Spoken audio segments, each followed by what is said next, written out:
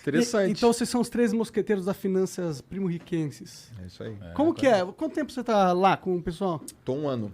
E como que você chegou nesse rolê? Cara, eu conheço o Thiago desde 2017. A gente, se conheceu num evento. A gente foi palestrar no TEDx Santos. E aí eu fui palestrar, ele também, a gente se conheceu lá. Eu trabalhava...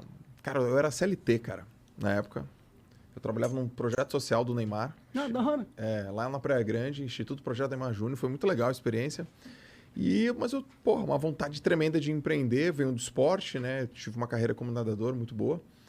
E encontrei o Thiago numa palestra, a gente se conheceu lá, palestramos, rolou uma sinergia violenta. Aí, 2 dias depois, eu morava em Santos, ele falou, cara, sobe aqui para Sampa, né? Porque quem mora em Santos sobe para São Paulo, que eu vou apresentar uma ideia aqui, ver se você topa. E era o Código da Riqueza.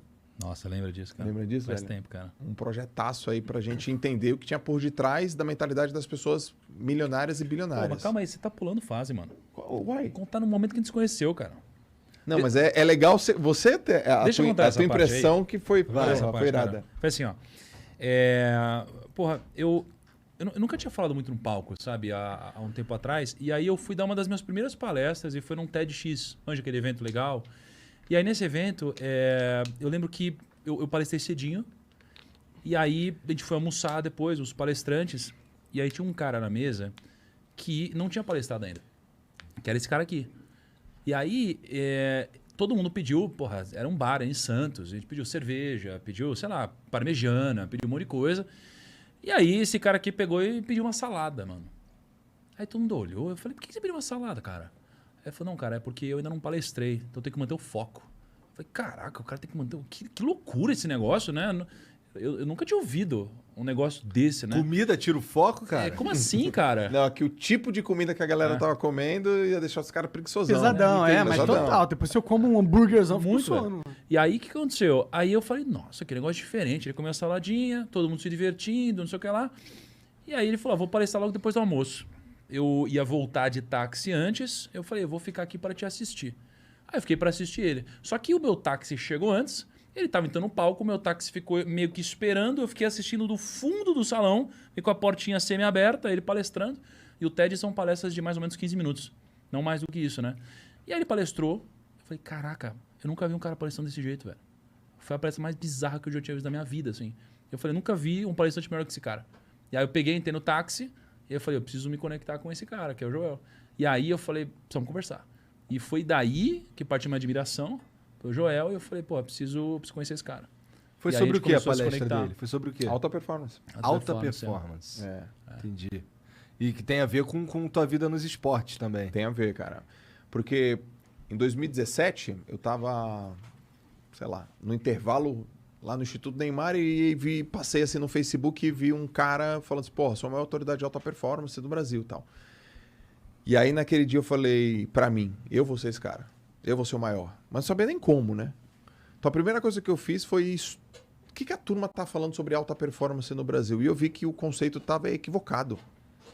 De que forma? Porque assim, alta performance, inevitavelmente, tende a haver uma comparação externa. E aí o cara falava assim, se você for alinhado, tiver seus objetivos claros, se você for um cara produtivo, se você souber fazer, sei lá, seus planejamentos de maneira específica, você vai estar em alta performance. E eu peguei um livro falava disso, outro disso, eu falei, velho, isso não é alta performance. Eu vim do esporte. Alta performance é nadar com um monte de cara e subir no pódio. Isso é alta performance. Fim. Vocês são alta performance. Vocês são topo. Então, eu falei, cara, isso não é alta performance, isso é auto performance. E aí eu vi que não tinha esse termo, eu comecei a trabalhar, falei, gente, não confunda alta com alto. E eu trouxe uma reflexão diferente do mundo esportivo e fiz um paralelo para o mundo profissional. Que imagino que tem uma boa conexão, porque Pra os dois cacete, são mano. altamente competitivos, né? Pra cacete, você tem muitos paralelos, assim. Então, você vai pegar, por exemplo, os maiores empresários, os caras, praticam esporte. Aí você vai olhar o esporte dos caras, é esporte de longa duração. Aí você vai no triatlon, os caras vão pro Ironman. Os caras têm uma mentalidade muito, muito sinérgica entre esporte e negócio. Aí eu comecei a falar sobre esse assunto. Cara, era matéria verde, né, meu? Ninguém falava sobre esse assunto, né? Ninguém falava disso daí. Ninguém falava. E aí eu fui falando, mas eu falava com uma retórica da minha história como atleta. Eu fui professor universitário há 11 anos, então tenho habilidade com didática. Foram vários componentes, né? Caraca, Então, tu deu aula de quê? eu me formei em educação física, aí eu comecei dando aula de atividades aquáticas. Eu não curtia muito, porque eu achava uma bosta. Meu professor de natação. Mas eu era muito bom, e ainda sou, né? Em análise de movimento. Eu virei professor de biomecânica. Da hora. É, Caralho, cara, me desculpa, mas tu tem quantos anos? eu tenho 40. Tu tem 40 anos? Aí, ó. Fica tomando esses negócios. Eu tenho Caralho! 40. 40 anos, cara. Nossa senhora, tá bom, cara. Parabéns. Parabéns aí. É. Parabéns. Tá mentindo, tem que ver o caralho. Ele falou que deu 11 anos de aula, porra. E antes disso o cara foi atleta e blá blá blá. Caralho, Fui, legal. cara. Então eu fui atleta, professor universitário, tudo ao mesmo tempo, né? E então, porra, juntou o assunto com a minha didática, com a minha história, com Mata Verde, com timing, conhecer os caras, e o cara gostou de mim, esse aqui gostou de mim, aí a internet tava receptiva. E foi assim que a gente se conheceu. Então a gente tem uma amizade desde 2017, que foi quando eu conheci o Bruno também. Pelo Thiago. É. Eu fui gravar com o Thiago uma vez na Corretora Rico. Na verdade, nem era contigo, era só um dia de gravação que a gente esbarrou lá. E aí o Thiago tava com o Joel. Ele chegou e me apresentou. Perini, tá aqui um cara que lê mais do que você. E aquele era um ano onde eu tava num desafio louco de ler 60 livros, coisas assim. Eu falei, caramba, esse cara lê mais do que eu, esse cara lê muito. Né? Aí fui conversar com o Joel, né? Gostei bastante do Joel de cara. Eu lembro exatamente desse dia. Igual eu lembro do dia que eu conheci o Thiago também, que foi um pouco antes. E não tinha como saber, né? Que 3 anos depois, mais ou menos isso. 4 anos, né? 4 anos depois, a gente ia virar sócio. Mas foi bem bacana. Conheci o Jovem, que era um cara diferenciado. Com o Thiago foi a mesma coisa. E tu tava nesse mundo por quê? Por causa da minha esposa. Ela começou a usar a rede social falando de alimentação, de estilo de vida.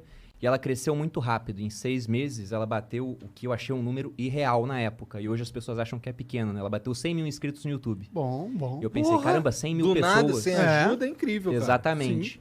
E eu comecei a pensar, e se eu fizer a mesma coisa no nicho de finanças? Aham. Porque na época, quem tinha era o Thiago com uns 300 mil inscritos. A Natália Arcuri tinha um pouco mais do que isso, e tinha o Serbase, que é muito antigo, aí vários livros, mas você não tinha tantos nomes quanto existem hoje. Eu pensei, vou entrar nesse mercado. Aí teve muita gente que falou pra mim, tá saturado. Eu pensei, bom, se tiver saturado eu preciso só de 1.000 pessoas. Se eu tiver 1.000 pessoas que gostem muito daquilo que eu faço, me pagando R$1.000, eu tenho 1 milhão.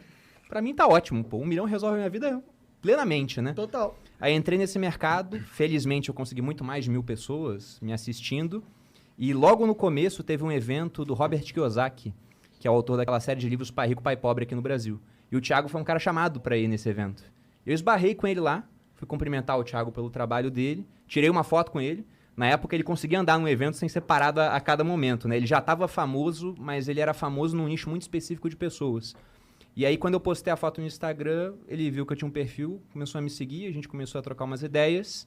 E aí nasceu uma parceria que durou 4 anos até virar uma sociedade. Eu com o Joel foi basicamente a mesma coisa. A gente foi ficando amigo e estamos aqui, né?